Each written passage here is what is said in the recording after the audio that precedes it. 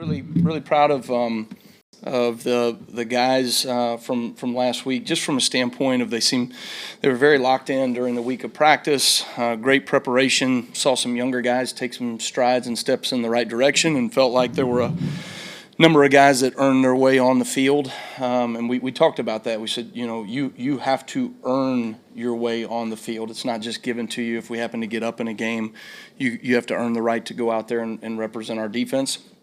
And we had a number of guys that did that. We were able to play 38 players on the defensive side of the ball, which I don't think I've ever done before. And impressive, that as we got into, down our depth chart, that we still were able to execute with relative consistency outside of, really the first third down of the game, that we get them to a 3rd and 15 and they convert a first down, which is truly unacceptable. But outside of that, I thought our guys did a really nice job in that situation. So looking ahead here, obviously another great rivalry game, another great SEC game, and one that we look forward to playing in. This is always a fun time of year. The guys are out of school right now, and so they get a little bit of extra sleep. They get a little bit of extra time to focus on the game they love, and so we enjoy having them around the building a little bit more throughout the day as well, and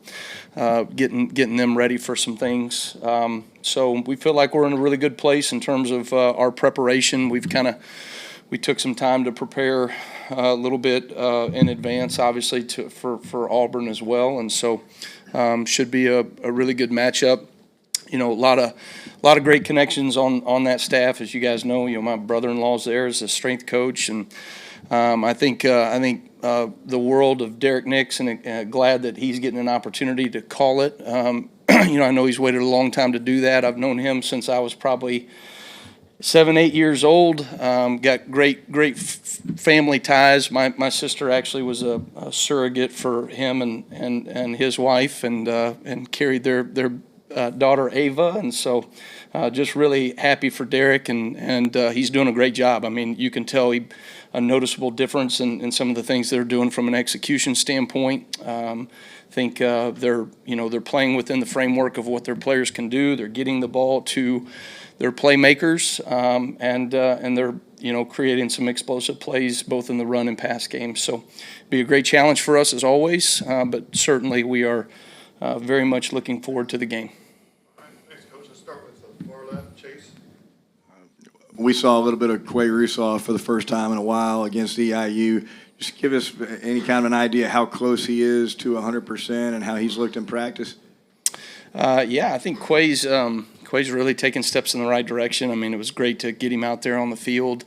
He has pushed himself in practice, and it's paying off. And so he's just getting better and better day in and day out. We feel like, the steps that he took last week got him in position to go play.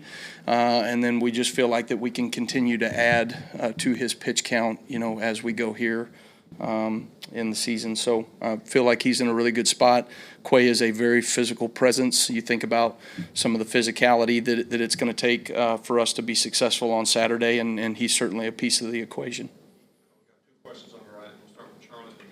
Just with Auburn's quarterbacks, what have you seen from Ashton Daniels, and how rare is it to kind of have film on all 3 quarterbacks going into a game like this? Yeah, I think Ashton has done a really nice job. Again, I think they've come up with a game plan that he can operate very efficiently in. Thought he did a really good job against Vanderbilt, taking care of the football, putting the ball in the right direction, working through his progression properly, and then certainly he does things from the run game, that cause challenges and issues for you. And really every quarterback does. I wouldn't say that they are drastically different no matter what quarterback comes in the game plan. And so sometimes you get a throwing quarterback or a runner or vice versa, whatever. They're relatively similar in what they're doing. And so we will anticipate, the potential that we might see 2 or maybe 3 of them. But certainly from our standpoint, I don't think it's really going to change how we see them and how we view them from a game plan standpoint. Yeah, that was going to be my question if you anticipated multiple. So I'll just ask you what the challenges are of maybe game planning and watching extra film of several quarterbacks. Well, you certainly want to identify each of them, and are there things that one of them does that the other one does not? And there's certainly elements to, I thought Deuce had a really good game the other day. There's things maybe in the passing game that a young quarterback, they're not going to go maybe as farther down in some of the schematics that they're doing there. But at the same time, I mean, he did a really nice job of pulling the ball down. I mean, he ran all over the field there. When he got out in open field, he was able to, create the big explosive play, and I think rushed for 4 touchdowns, something like that. But for us, I mean, when you look at it structurally, I think they're doing the same thing. I think they have an identity of what they do and how they do it, and I don't think that changes with one quarterback to the next. But you certainly want to be mindful of what each quarterback does well. And, like anything, you try to identify those things, and then you try to make a play left-handed, or in Ashton's case, right-handed, so. Go to Joe in the middle of the room here. Coach, what do you see in the receiver combo of Eric Singleton and Cam Coleman? How do you think that their skills kind of complement one another and make it challenging for your secondary and just off the wall? What's your favorite Thanksgiving side? Yeah, I think Derek's doing a good job of getting those guys the ball. You notice an effort to get them the ball specifically in terms of their game plan and just in terms of their targets. And those guys are playmakers. I mean, they do a really nice job when the ball's in the air. They do a nice job in one-on-ones. They find creative ways to get them out in space. Formationally, they're doing some things right now to create a little bit more space in the passing game and get easy access throws and then let those guys go to work. And so both those guys present challenges. They're different receivers, and yet at the same time, when they have the ball in their hands, they're both very explosive and can create yards after catch. And so that's something that we've got to do a great job of mixing it up enough. And then, like all SEC games, right, this it's a physicality war. It's limiting explosives and certainly limiting yards after contact, which is going to be critical for both those guys. Go to front left, Colin. Hey, Kane, kind of off topic, but during Iron Bowl week, obviously, saw that, your name had been linked to a couple of, the Arkansas job, a couple of finalists. I'm wondering what hearing your name associated with that is like for you and your family, especially at a time as busy as this. Yeah, I appreciate the question, but, I'm just not going to address any, job opportunity stuff. Coach, we heard from Bray in postgame how you challenged the team not to have them cross the 50. So I'm curious what you're challenging the team with this week as they enter the Iron Bowl. With who? Just the defense, what you're challenging them with this week.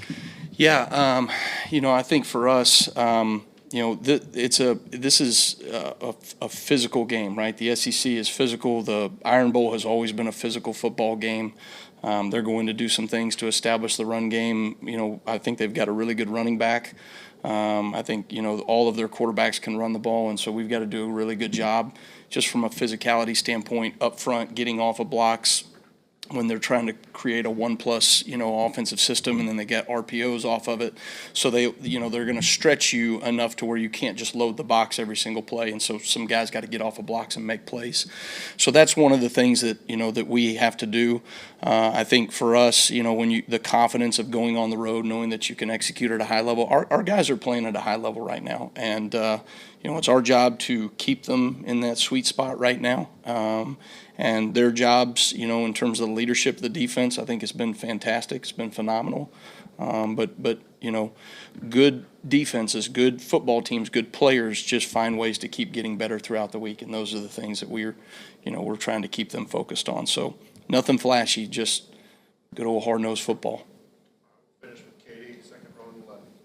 You said that guys had to prove that they could earn their way onto the field to play this past week. But what did a game like Saturday kind of show you help you evaluate what you have for the future, whether it's the remaining games this season or maybe upcoming seasons? Well, I think we've done a nice job of building depth throughout the season in our defense. And I think when you look at it nowadays, like, you're going to have players that are operating in critical moments in the game that you likely didn't need or didn't put on the field at the beginning of the season. And so, Just you think about even a guy like Yanze Pierre. Yanze's been playing for us, but he's just continually gotten better. And then when we had injuries, he stepped up into a role that he's operating at a really, really high level. But there's a number of guys that you can point towards in our secondary and our linebacking core, and certainly up front in the defensive line. I think Freddie's done a really nice job in terms of the development of some of our young defensive linemen that are playing a lot more consistent than where they were at the beginning of the season. And so those are things that when you think about